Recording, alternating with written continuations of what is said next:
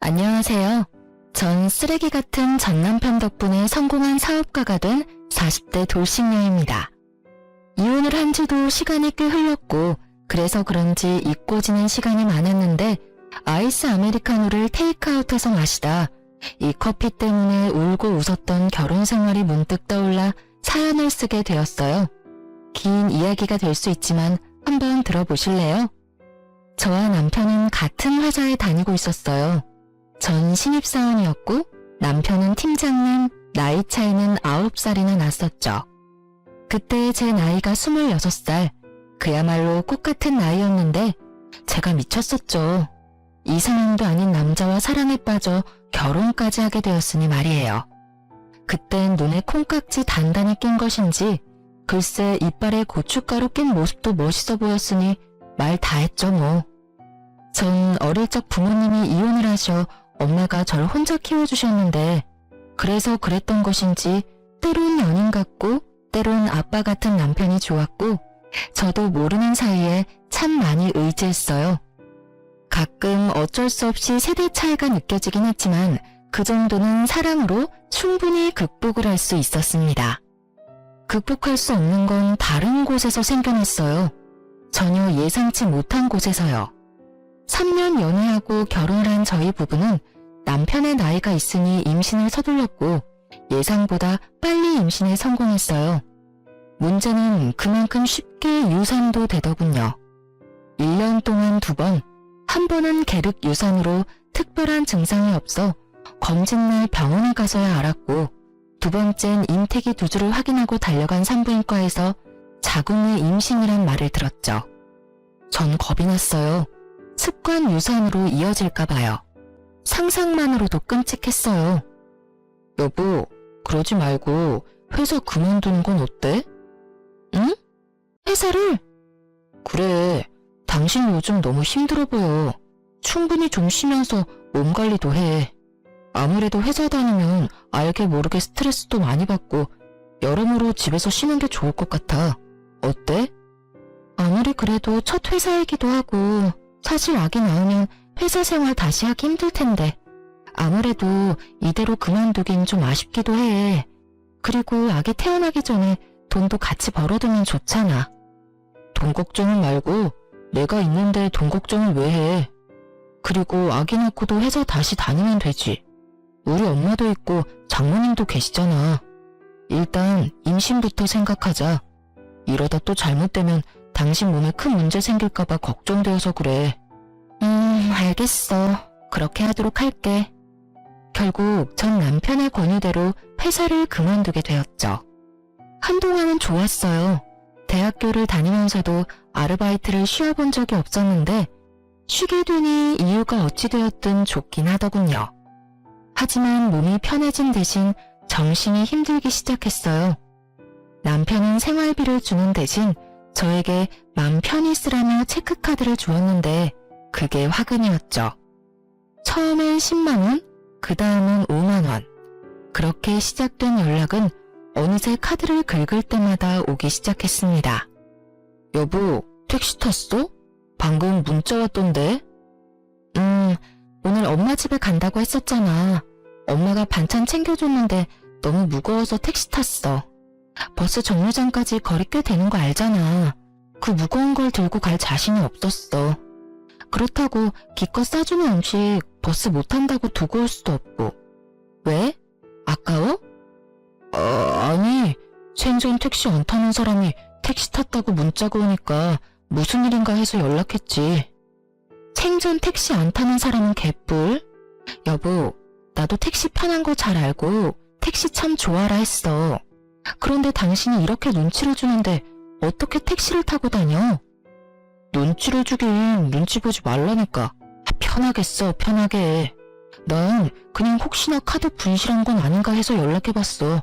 여보, 진짜 눈치 주는 거 아니니까 편하게 써. 눈치란 뜻을 모르는 것인지 남편은 눈치 보지 말라면서 행동은 달라지지 않았어요. 내가 벌어 내가 쓰는 자유로운 소비 생활을 하던 예전과는 달리 남편 돈으로 하는 생활은 생각보다 더 힘들더군요. 이렇게 눈치가 보이다 보니 친구 한 명 만나는 것도 참 그렇더라고요. 아무래도 만나게 되면 어쩔 수 없이 돈을 쓰게 될 테고 그렇게 되면 또 전화가 올 테니까요. 무슨 연유로 쓰게 됐는지 설명을 하면 그만이지만 그 설명하는 것도 어느 순간 싫더라고요. 그렇게 친구들과 만남을 피하던 어느 날 제일 친한 친구가 집 근처라며 만나자고 연락이 왔습니다. 집 바로 코앞이라는데 그것마저 거절하기가 좀 그렇더군요. 거기에다 남편의 눈치 때문에 스트레스도 많이 쌓였던 터라 이참에 수다나 떨며 스트레스나 풀고 오자 싶었어요. 그렇게 친구를 만났고 친구는 제 얼굴이 안 됐다며 몸보신을 시켜주겠다고 하더군요. 장어집에 왜 소고기까지 파는 것인지 친구는 장어의 소고기에 닥치는 대로 시켰고 계산할 때 보니 10만 원을 훌쩍 넘겼더라고요. 처녀 때라면 친구가 사준다고 했어도 더치페이를 했겠지만 지금은 계산대에서 한 발 물러서 있는 제가 얼마나 비참하던지. 그런 제 마음을 눈치챘는지 친구가 커피는 저보고 사라고 하더라고요. 전 알겠다며 친구와 커피집으로 향했고 친구는 일부러 브랜드도 없는 테이크아웃 전문점으로 절 이끌더라고요. 아무 말 하지 않아도 제 상황을 다 알아채주고 이해해주는 친구의 배려에 눈물이 왈칵 쏟아질 뻔했어요. 한 잔에 1,800원, 아직도 기억합니다. 두 잔에서 3,600원. 정확히 3,600원을 결제하고 10초도 지나지 않았는데 남편에게서 전화가 오더군요. 일은 안 하고 휴대전화만 들여다보고 있는 것인지 빨라도 그렇게 빠를 수가 없었어요. 여보세요? 당신 오늘 외출한다는 말 없었잖아. 누구 만났어? 커피 마시는 것 같던데. 혜정이 만났어. 나랑 제일 친한 친구. 혜정이가 내 얼굴이 안 좋다고 비싼 점심 사줘서 내가 커피 한 잔 사줬어. 그것도 안 돼? 아니, 난 오늘 나간다는 말 없었는데 갑자기 승인 문자가 오니까 혹시나 해서. 그래, 좋은 시간 보내다 들어가. 그놈의 혹시나 해서 정말 혹시나의 히읗자만 들어도 치가 떨리는 지경이었어요. 전 그날 결국 폭발을 해버렸고 남편이 돌아오자마자 분노의 랩을 쏟아냈어요. 나왔어. 오늘 재미있게 놀다 왔어? 재미? 재미? 당신 같으면 재미가 있었겠어? 아니, 재미는 있었지. 정확히 내가 커피값을 결제하고 당신이 전화 오기 전까진 말이야. 당신은 일도 안 해? 아니, 회사에 가서 하루 종일 휴대전화만 들여다보고 있어? 어떻게 매번 그렇게 전화를 하냐고. 그러면서 뭐? 눈치 보지 말고 마음껏 쓰라고? 당신 같으면 그렇게 눈치를 주는데 어떻게 눈치를 안 봐? 내가 오늘 혜정이 앞에서 얼마나 창피했는 줄 알아? 혜정이가 오늘 나 얼굴 안 좋다고 밥값만 10만 원 훌쩍 넘는 돈을 썼어. 같이 내장 말 한마디 못하고 계산대 뒤 멀찍이 서 있는 내 기분이 어땠는 줄 알아? 그리고 나서 혜정이가 커피는 나보고 사라고 해서 커피집 갔는데 바로 코앞에 있던 스타땡땡은 쳐다도 안 보고 저렴한 커피집에 날 데리고 가더라. 혜정이가 왜 그랬겠어? 난 당신이 이런다고 말 한마디 한 적이 없는데 혜정이가 왜 그랬겠냐고. 여보, 진정 좀 해. 난 그런 뜻이 정말 아니고 혹시나 해서 전화를 했던 거야. 그놈의 혹시나 타령 좀 그만해. 아주 지긋지긋하다고. 카드가 분실될까봐 그렇게 걱정이면 차라리 나한테 현금을 줘. 그럼 내가 딱 쓸 만큼만 들고 다닐 테니까. 이게 도대체 뭐야? 나 이렇게 감시하고 돈으로 치사하게 굴려고 결혼하자고 했어? 이딴 식으로 눈치 주려고 회사까지 그만두라고 했냔 말이야. 전 그야말로 대성통곡을 했습니다. 너무 서러웠어요. 그간의 서러움이 폭발하고 나니 쉽게 진정이 되지 않더군요. 얼마나 울었는지 남편이 무릎까지 꿇고 싹싹 빌고 사정사정을 하는 모습에 가까스로 그쳤을 땐 목이 다 쉬어 목소리도 나오지 않았어요. 내가 진짜 미안해. 당신이 그렇게까지 생각할 거라고는 생각도 못했어. 난 정말 혹시나. 아니, 그게 사실은 갑자기 외벌이가 되니까 나도 모르게 불안했나 봐. 미안해. 앞으로 절대 그런 일 없을 거야. 그냥 앞으로는 당신 통장으로 생활비 보내줄게. 그럼 됐지? 그래서 얼마나 보내줄 건데? 넉넉하게 보내줄 테니까 생활비 걱정하지 말고 써. 그리고 다음에 혜정씨 만나면 당신도 거하게 한턱 내. 그럼 됐지? 이제 그만 울고 화도 좀 풀자. 응? 이러다 몸 상하겠어. 또 나한테 그런 걸로 눈치 주기만 해봐. 그땐 진짜 나도 가만 안 있을 거야. 임신이고 뭐고 당장 취업해볼 테니까. 알겠어? 알겠어. 다신 그러지 않겠다고 약속할게. 그날 이후 남편은 약속한 대로 생활비를 제 통장으로 입금해주기 시작했어요. 금액은 넉넉했냐고요? 아니요. 겨우 생활만 가능한 금액이더군요. 그치만 전 그조차도 좋더라고요. 어찌되었든 남편의 눈치 보지 않고 생활할 수 있는 게 어디냐 싶었으니까요. 그렇게 남편은 어떨지 몰라도 제 마음에는 평화가 찾아왔고 한동안은 살만했어요. 한동안은요. 평화는 그리 길게 가지 않았고 남편은 더욱 치사해져 갔습니다. 그런 남자라고는 상상도 못했는데 정말 사람이 돈 가지고 치사하게 구니 마음이 확 상해버리더군요. 생활비에 자유를 준 남편은 친정과 시댁에 차별을 두기 시작했고 그 차별은 점점 더 심해져만 갔습니다. 친정보다 시댁에 용돈을 더 많이 주는 것까진 이해하려고 애썼습니다. 말이야 바른말이라고 장모님보다 자기 집에 도움을 더 주고 싶은 걸 어떻게 뭐라고 하겠어요. 어쩌다 한 번 드리는 것도 아니고 매달 드리는 용돈 부담할 수도 있겠다 싶었죠. 하지만 그 많지 않은 돈도 어느 순간부터 드리지 않기 시작했어요. 남편은 통장을 차곡차곡 모으는 것이 습관 같은 사람이었는데 가끔 저에게 통장 정리를 맡기곤 해 어렵지 않게 알 수 있었죠. 너무 섭섭한 마음에 당장이라도 따지고 싶었지만 참았어요. 따져봤자 또 몇 달 주다 말 거 입만 아프겠다 싶었으니까요. 그런데 명절에 시댁엔 두둑한 봉투에 한우 선물 세트를 드리면서 저희 집엔 회사에서 계약직 사원들에게 주고 남은 스팸 선물 세트 2박스를 주는데 속된 말로 제 꼭지가 돌아버렸습니다. 제가 같은 회사에 다녔다는 사실을 까맣게 잊고 스팸 선물 세트를 챙겨온 것인지 아니면 회사에서 남는 걸 가져왔다는 사실을 알아도 상관없는 것인지 그딴 것들은 알 필요도 없었어요. 전자가 되었든 후자가 되었든 저를 무시하고 있다는 사실은 변함이 없었으니까요. 친정에서 어떻게 지내다 집으로 돌아온 것인지 기억도 나지 않더군요. 그저 엄마에게 티내지 않으려 죽을 힘을 다해 표정 관리하는데 온 신경이 가 있었어요. 집으로 돌아온 저는 남편에게 따져 물었죠. 당신 진짜 이럴 거야? 잘 쉬고 와서 또 왜 그래? 왜 그래? 정말 몰라서 물어? 스팸 선물 세트가 뭐야, 스팸 선물 세트가. 사람 무시하는 것도 정도가 있지. 심지어 그거 회사 계약직 사원도 주고 남은 거잖아. 그게 뭐 어때서? 선물 세트 좋잖아. 장모님 반찬하기 귀찮을 때 간편하게 구워두시면 되고 얼마나 좋아? 거기다 2박스나 가져다 드렸다고 1년은 드실 수 있겠네. 뭐? 그렇게 좋으면 당신 집에 스팸 드리고 우리 집에 한우 선물 세트 드리지 그랬어. 우리 엄마도 한우 좋아해. 혼자서 3인분도 충분히 드신다고. 당신 요즘 우리 엄마한테 용돈 안 드리는 것도 진작 알았는데 그냥 넘어갔어.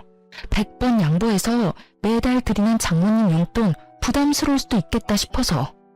그런데 1년에 2번뿐인 명절에 꼭 이렇게까지 차이나게 해야 하는 거야? 차별도 정도껏 해야지. 이건 해도 너무 심하잖아. 심한 건 당신 아니야? 내가 아예 안 챙긴 것도 아니고 드리긴 했잖아. 그리고 내가 힘들게 번 돈인데 왜 우리 집에 스팸 선물 세트를 드리냐? 내가 미쳤어? 그리고 말이 나왔으니 하는 말인데 내 돈으로 내가 우리 집에 더 좋은 선물 사준다는데 그게 당신이 이러고 따질 일이야? 와, 당신 진짜 말 한번 뻔뻔하게 잘한다. 이러려고 나보고 회사 그만두라고 한 거야? 이렇게 돈 가지고 치사하게 굴려고? 당신 원래 이런 사람이었어? 이런 사람인 줄 알았으면 회사 계속 다녔을 거야. 아니? 애초에 당신이랑 결혼하지도 않았어. 나야말로 당신이 남편 등골이나 쭉쭉 빼먹는 여자인 줄 진작 알았으면 당신 같은 여자랑 결혼 안 했어. 이거 왜 이래? 지금 말 다 했어? 등골이나 쭉쭉 빼먹는 여자? 참, 내가 기가 막혀서. 남들이 들으면 쭉쭉 빼먹을 등골이나 준 줄 알겠어. 당신이 준 생활비론 관리비 내고 이것저것 요금 내고 나면 남는 것도 없어. 그 코딱지만큼 남은 돈으로 먹을 거리 해내는 게 쉬운 줄 알아? 그 코딱지만한 돈도 못 버는 주제에 어디서 돈 타령이야? 하여튼 내 돈으로 내가 어느 집에 얼마만큼 해주는 것까지 상관하지 마. 알겠어? 뻔뻔한 것도 정도가 있지 말이야. 아, 진짜 사람 피곤하게 가지가지한다. 도리어 큰 소리를 치는 남편을 보는데 할 말이 없더군요. 어쩌다 내 남편이 저렇게 변한 것일까? 아니, 애초에 저런 사람이었는데 내가 몰랐던 걸까? 별의별 생각이 다 들었어요. 그날 이후 저희는 급속도로 사이가 멀어졌고 대화도 사라졌죠. 남편의 행동도 치사하고 서러운데 시모도 절 가만두지 않기 시작했습니다. 남편이 저와 사이가 좋지 않다는 것을 일러바치기라도 했는지 명절이 지난 후부터 시모는 연락도 없이 저희 집을 불쑥 찾아오는 일이 잦아지더군요.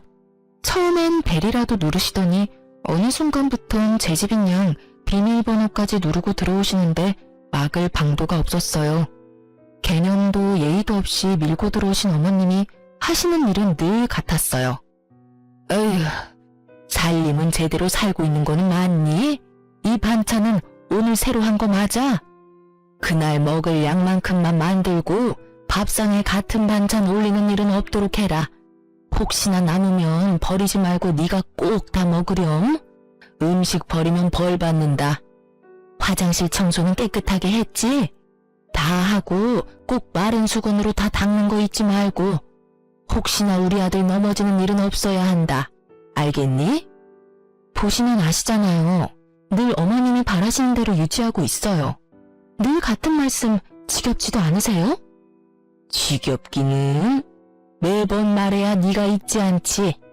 머리에 잘 새기라고 하는 말이야. 아참, 그리고 생활비는 낭비하지 말고 꼭 필요한 것만 사. 너 혹시 친정에 돈 같은 거 주는 건 아니지? 네 주머니에 있다고 네 돈이 아니란 걸 늘 기억하고 행동하렴. 너도 회사 생활 해봤으니 알 거 아니니? 돈 벌기가 얼마나 힘드니? 우리 아들은 네 생활비 주느라 밤낮 없이 일하는데 넌 집에서 놀면서 돈이나 펑펑 쓰고 그 팔자 참 부럽구나 부러워. 임신한다고 회사까지 그만뒀으면 무슨 소식이라도 있어야지. 임신도 못해 돈을 벌기는커녕 집구석에서 놀고 먹어. 우리 아들만 고생이구나. 그놈의 돈 버는 아들 유세. 정말 말로도 목을 조여올 수 있다는 걸 그때 알았습니다. 상황이 이렇다 보니 임신은 꿈과 같은 것이었습니다. 차라리 회사에 다닐 땐 임신이라도 됐었는데 퇴사 이후엔 임신이 된 적조차 없었으니까요. 거기에다 남편과의 사이도 좋지 않으니 임신에 대한 의지마저 사라진 지 오래였어요. 참고 또 참던 저는 이대로는 안 되겠다는 생각이 들었고 몰래 가지고 있던 비상금을 쓰기로 했어요. 퇴직금과 그간 모은 돈을 적금으로 묶어뒀었는데 그걸 깨기로 한 것이었죠. 만기가 얼마 남지 않았지만 그깟 이자 좀 받겠다고 더 참았다간 명줄을 다 깎아먹을 판이었으니 더는 지체하지 않았어요. 전 적금을 깨고 바로 가정용 미싱을 구매했어요. 몇 날 며칠을 고민해본 결과 처녀 때부터 재봉틀로 이것저것 만드는 것을 좋아하고 잘했던 터라 뭘 만들어 팔자는 결론이 난 것이었죠. 처녀 때부터 쓰던 낡은 재봉틀을 처분하고 새로운 재봉틀을 사 집으로 돌아온 날 새로 태어난 기분마저 들더군요.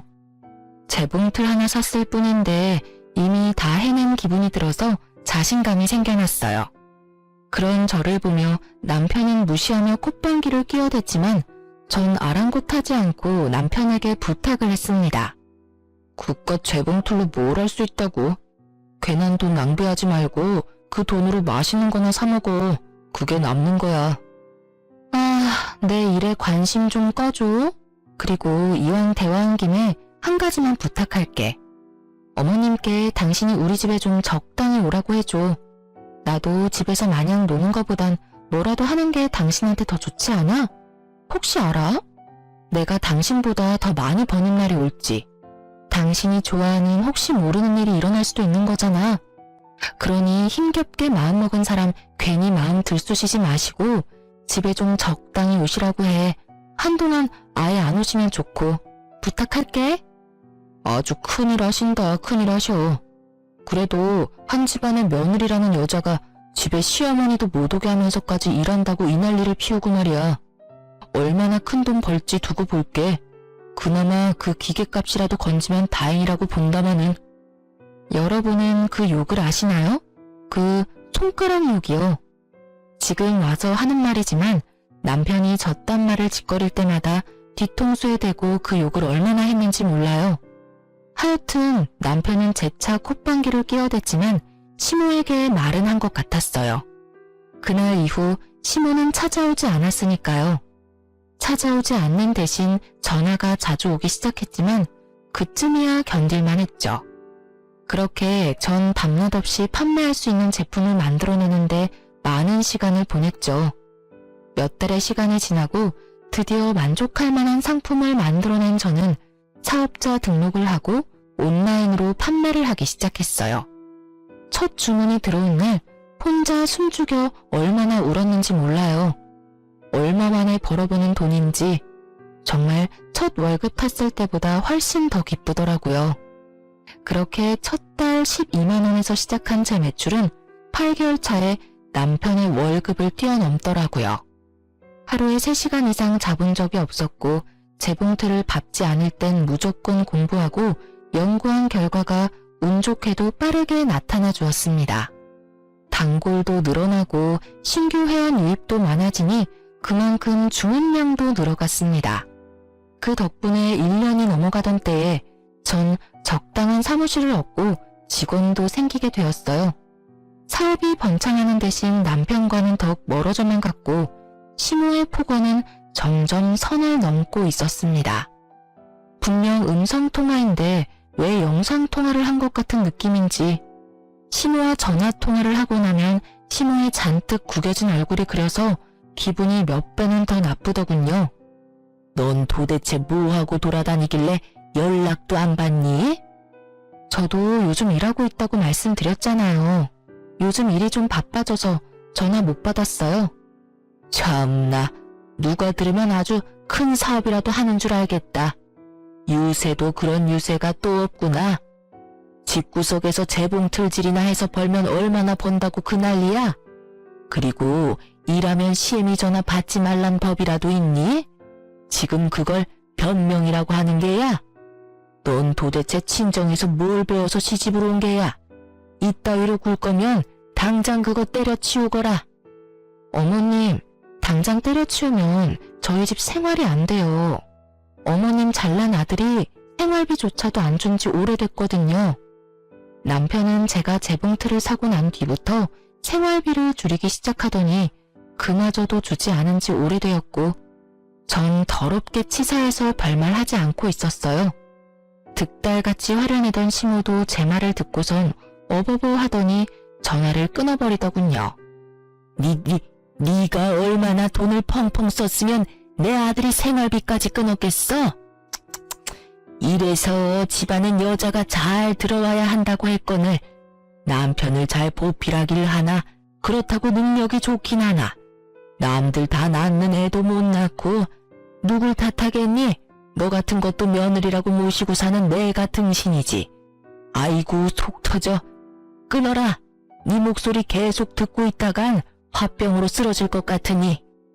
누가 하고 싶은 말을 누가 하는 것인지. 상황이 이렇게 되니 정말 이젠 이혼해야 하나 싶더라고요. 능력 없고 남편을 사랑하던 예전과는 달리 지금은 혼자 살아갈 능력도 되고 무엇보다 남편을 이제 사랑하지 않으니까요.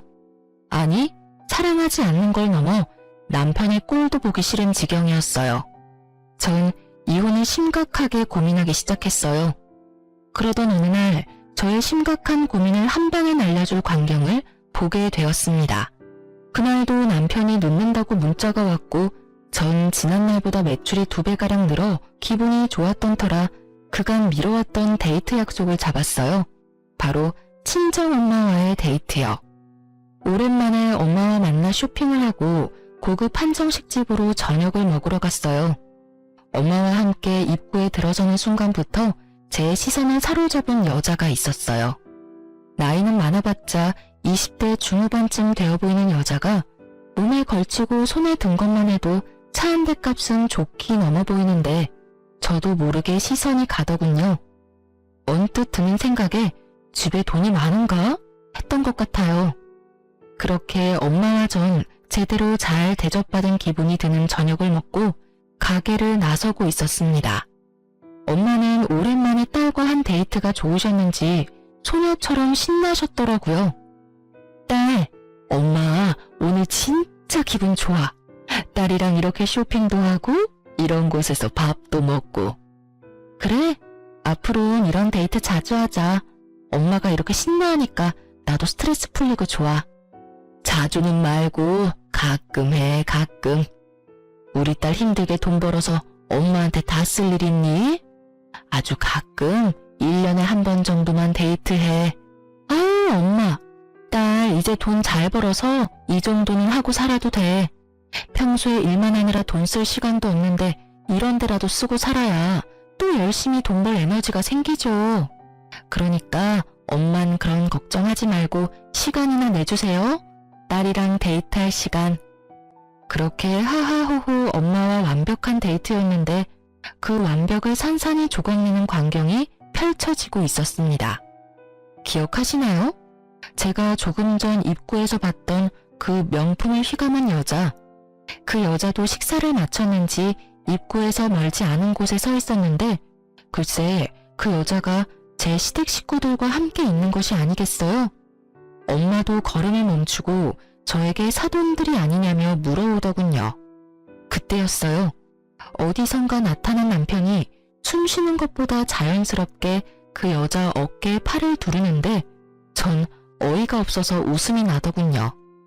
사연을 들어보면 그런 장면을 보게 되면 큰 충격에 휩싸이거나 배신감에 눈물이 난다는데 전 그냥 어이가 없었어요. 40대 아저씨와 20대 아가씨가 다정히 어깨를 두르고 있는 모습이라니. 상상해보세요. 여러분도 웃기지 않나요? 절 더 어이없게 만들었던 건 그 인간들의 대화 내용이었어요. 그 인간들은 당연히 저와 엄마가 그곳에 있는 걸 꿈에도 몰랐고 말인지 방귀인지 알 수 없는 대화를 이어가고 있었습니다. 다시 말하지만 엄마는 우리 새아가가 너무 마음에 드는구나. 아, 새아가라고 불러도 되지?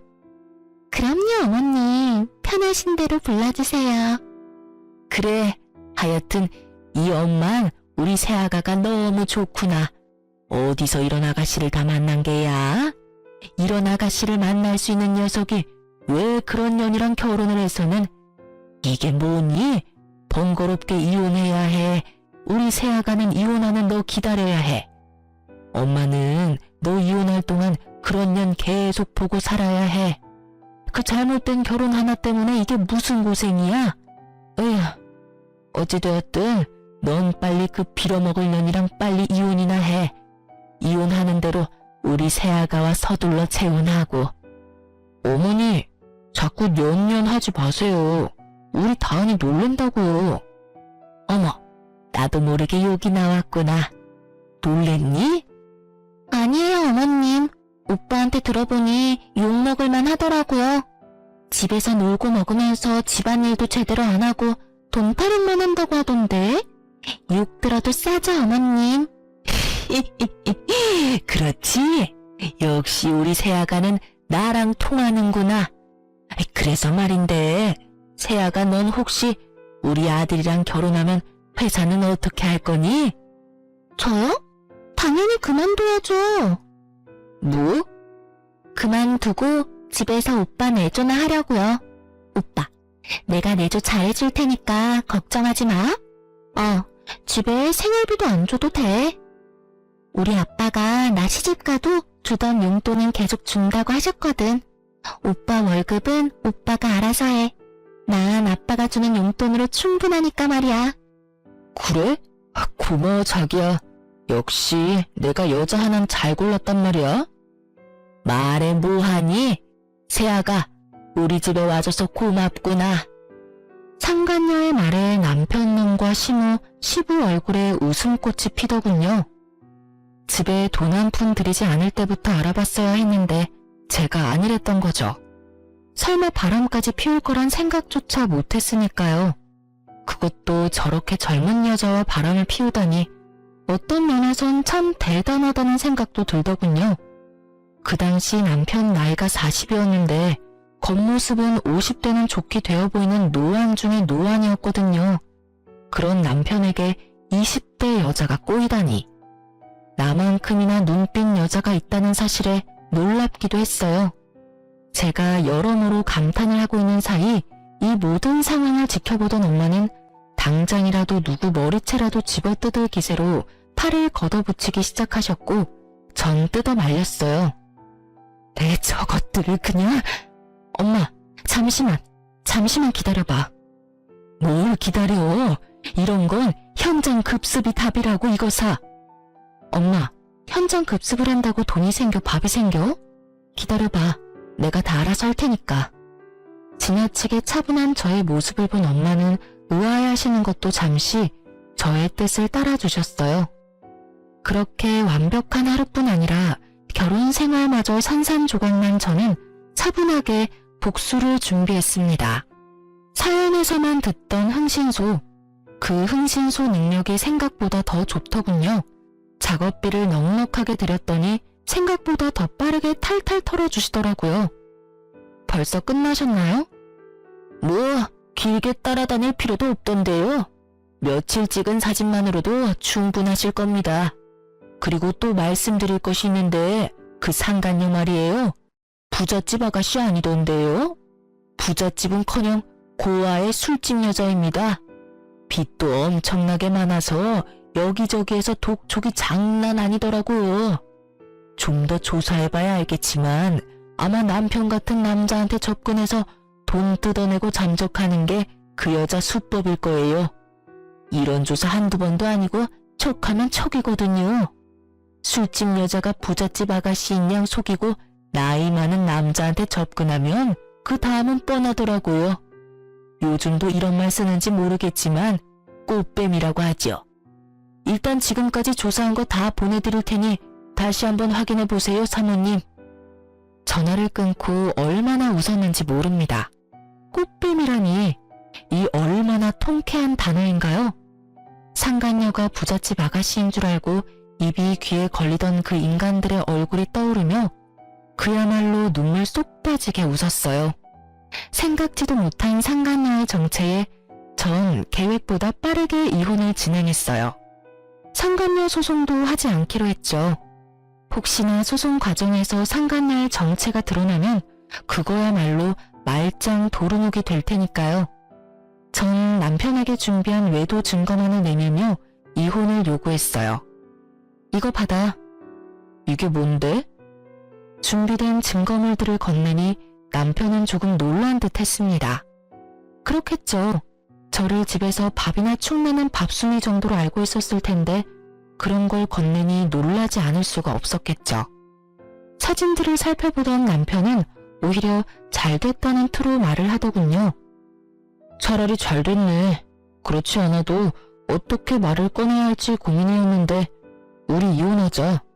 당신도 알다시피 나 다른 여자 생겼어. 나 그 여자 사랑해. 그렇겠지. 사진으로 보니까 죽고 못 사는 사랑이던데. 당연히 이혼해줘야지. 정말?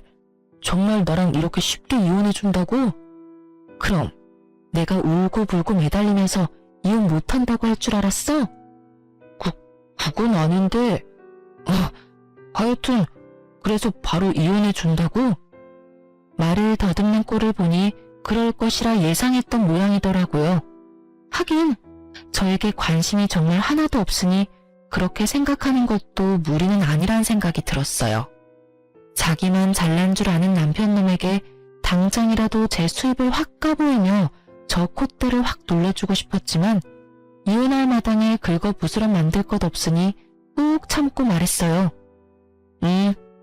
그 대신 조건이 있어. 조건이 뭔데?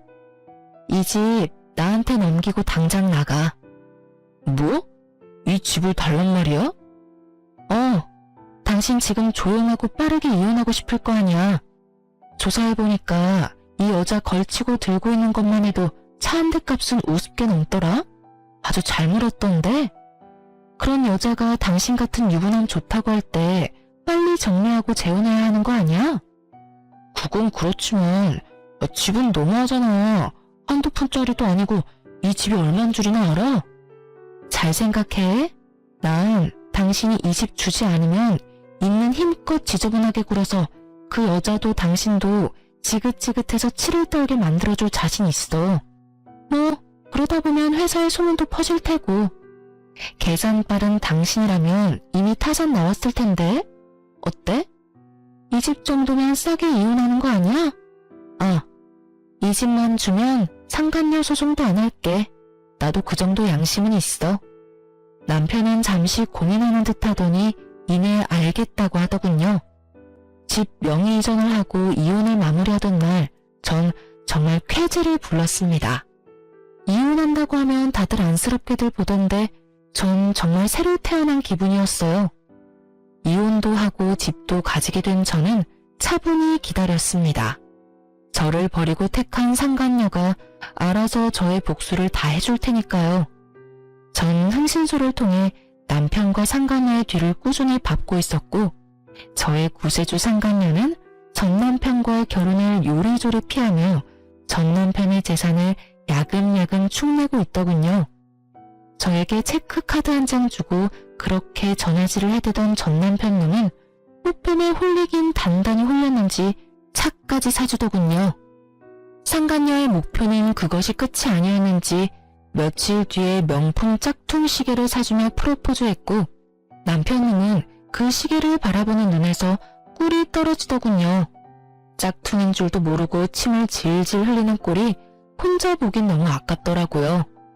하여튼 짝퉁 시계 프로포즈 받고 완전 정신을 놓아버린 전 남편은 큰 돈을 현금으로 뽑아 상간녀에게 전해줬고, 그것이 두 사람이 함께하는 마지막 사진이었어요. 전 남편에게 큰 돈을 받은 상간녀는 그 돈으로 빚을 갚고 지방으로 잠적해버렸고, 전 남편은 그야말로 폐인이 되어버리더군요. 모르긴 몰라도 차에 돈다발까지 갖다 바쳤으니 그 대출금만 해도 어마어마했겠죠? 전 상간녀를 어떻게 할지 고민하다가 경찰에 신고해 숨은 위치를 알려줬어요.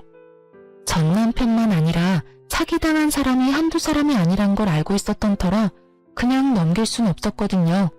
아마 징역은 피할 길이 없을 것입니다. 받은 돈은 다 썼을 테고 돈 나올 구멍조차 이제 없을 테니까요. 그리고 까만 봉지에 소주를 사들고 가는 폐인 전 남편의 사진을 마지막으로 전 흥신소와의 인연도 끝이 났습니다. 굳이 제 손을 더럽히지 않고도 이렇게 통쾌한 복수했다는 사실에 참 많이 기쁘더군요. 통쾌한 복수만큼 제 사업도 참 통쾌하게 커가고 있었어요. 전 남편이 나락으로 가는 사이 작은 파우치로 시작했던 제 사업은 어느새 의류도 제작하기 시작했어요. 사업이 번창하기 시작하니 어느새 전 공장까지 돌리는 사장님이 되어 있더군요. 워낙 기술이 좋으신 어르신들이 입사해 주신 덕분에 좋은 퀄리티의 의류를 완성할 수 있었고 꾸준히 매출이 상승해 주었습니다. 그렇게 전 오래 꿈꿔왔던 일을 이룰 수 있게 되었어요.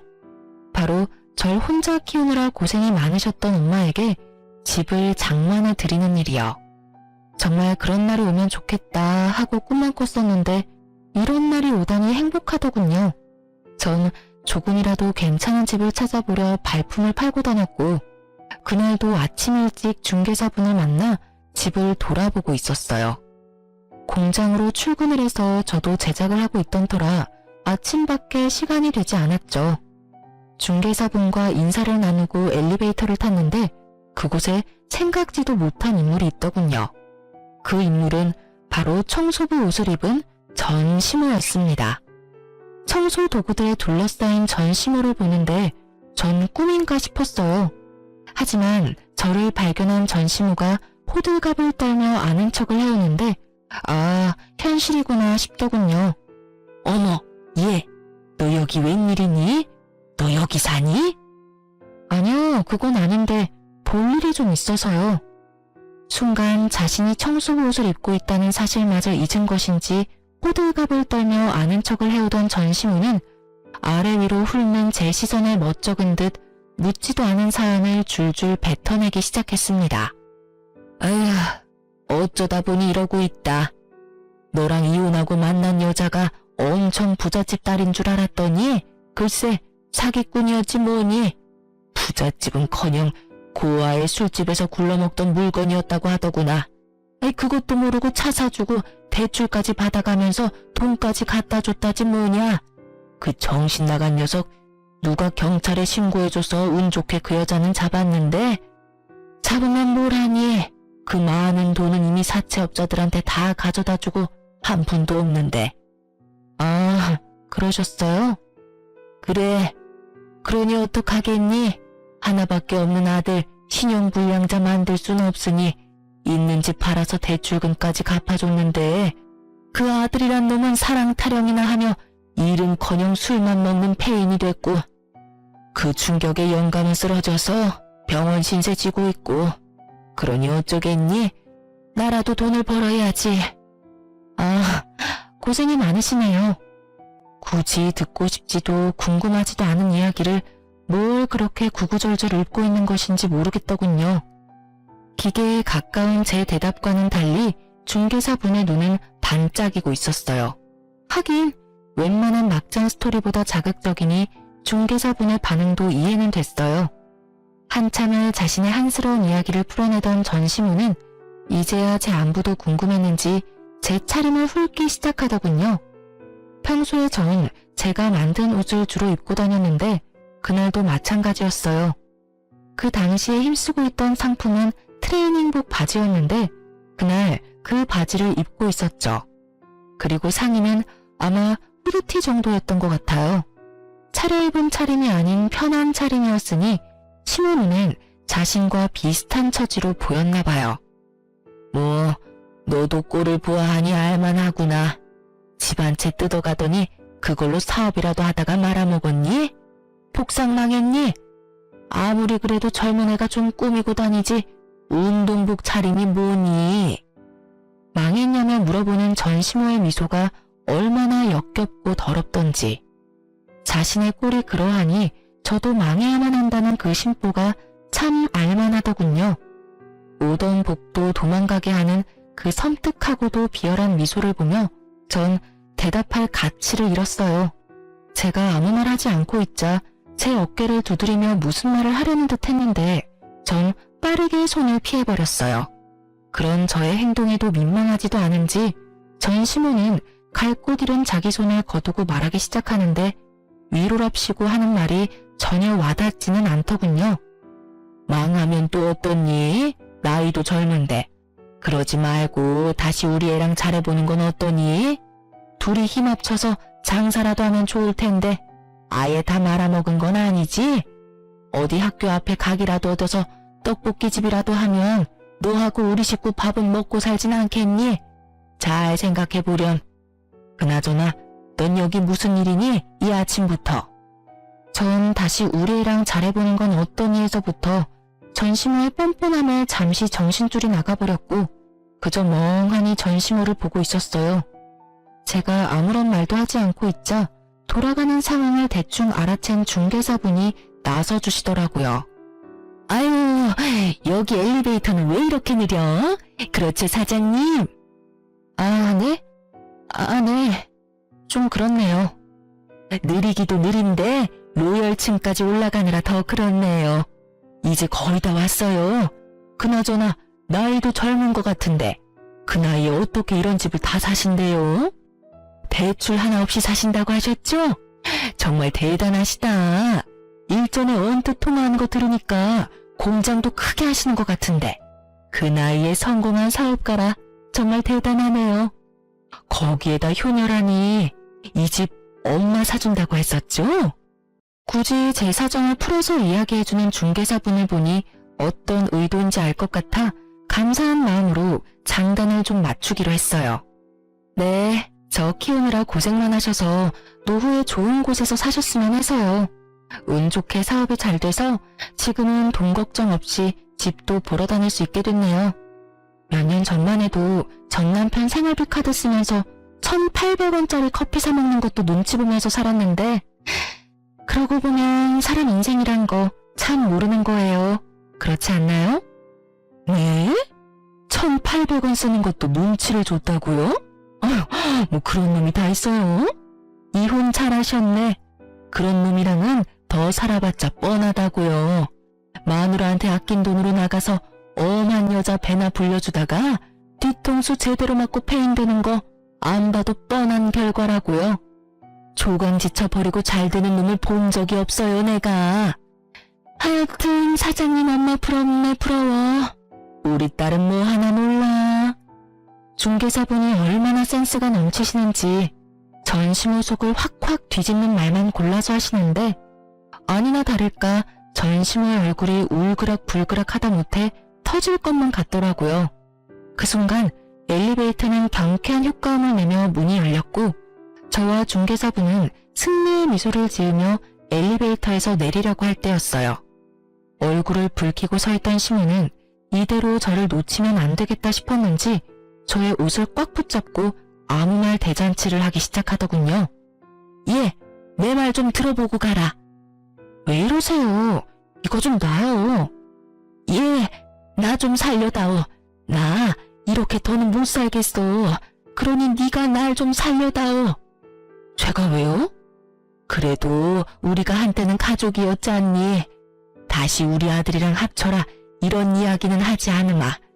나도 그 정도 양심은 있고 누울 자리 보고 발 뻗는 사람이다 이거야. 대신 이혼할 때 뜯어갔던 그 아파트 값은 다시 내놓으렴. 너 들어보니 돈도 많이 번 것 같고 이 정도 아파트 대출도 없이 살 수 있는 능력이면 그 정도 돈은 껌값 아니니? 그러니까 그 돈은 다시 뱉어내란 말이야. 네가 그 돈만 다시 돌려주면 내가 2번 다시 네 눈앞에 띄지 않으마. 너도 나 이렇게 사는 꼴 봤으니 마음이 편치 않을 거 아니냐. 너 착한 애잖니. 불쌍한 사람 보면 그냥 못 지나치는 그런 애잖니. 지금 나만큼 불쌍한 노인네가 또 어디 있겠소? 하나뿐인 남편은 쓰러져서 병원 신세나 지고 하나뿐인 아들은 술만 먹는 폐인이 되어버리고 나 불쌍하지 않니? 그러니 그 돈 다시 토해내란 말이야. 참 뻔뻔하시네요. 가족? 절 단 한 번이라도 가족으로 생각하신 적이 있으셨나요? 제 기억엔 단 한순간도 그런 적이 없었는데 이제 와서 가족 타령이라뇨.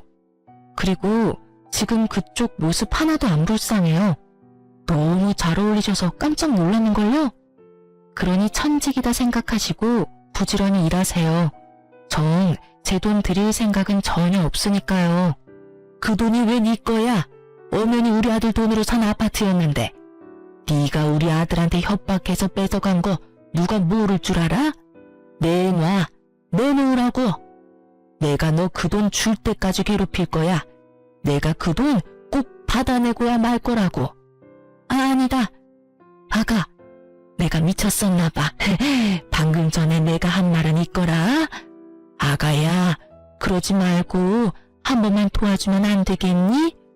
그 돈 다 주는 게 싫으면 그 반만 줘도 된단다. 아니, 그 반에 반이라도 괜찮아. 심지어 정신이 오락가락하는 전시물을 보고 있는데 이대로 있다간 정말 큰일 나겠다 싶더군요. 전 전시물의 손을 획 뿌리치며 엘리베이터를 벗어났어요. 그리고는 닫히는 엘리베이터 문틈 사이로 말해주었어요. 꿈도 꾸지 마세요. 단돈 1원도 드릴 일은 없을 테니까요. 닫히는 문틈 사이로 전시모의 표정은 정말 가관이었습니다. 잔뜩 일그러진 그 표정 정말 볼만하더군요. 엘리베이터 안 전시모는 절규하기 시작했고 제가 집을 다 둘러보고 나올 때까지 여전히 제가 있는 층에서 절규를 멈추지 않고 있더군요. 그 덕분에 중개사분과 전 계단으로 내려오게 되었지만 내려오는 내내 웃음이 떠나지 않았습니다. 참 즐겼던 악연이 끝이 났어요. 다행스럽게도 찾아오시거나 마주치는 일은 없었어요. 전 시모와의 만남은 의도한 것은 아니었지만 결과적으로는 완벽한 복수의 마침표가 되어주었어요. 사연을 적다 보니 시간 참 빠르게도 흘러갔네요. 26살에 시작한 사연이 지금은 어느덧 40대가 되었으니까요. 요즘 전 여전히 일과 사랑에 빠져 행복하게 살고 있어요. 생각해보니 제대로 연애도 해본 적이 없네요. 뭐 연애 비슷한 건 했는데 영 재미가 없더라고요. 저희 엄마는 아파트에서 잠깐 사시다 주택으로 이사하셨어요. 아파트보단 주택이 편하시다고 하셔서요. 당연히 중개는 센스 넘치시는 그 중개사분을 통해 했어요. 아무튼 전 지금 단독주택에서 엄마와 함께 살고 있어요. 올여름엔 엄마와 함께 해외여행을 계획 중인데 저희 둘 다 해외는 처음이라 긴장 반 설렘 반으로 벌써부터 짐을 챙기고 있어요. 아직 한참이나 남았는데도 벌써 짐을 3번이나 풀었다 쌌다 한 거 있죠?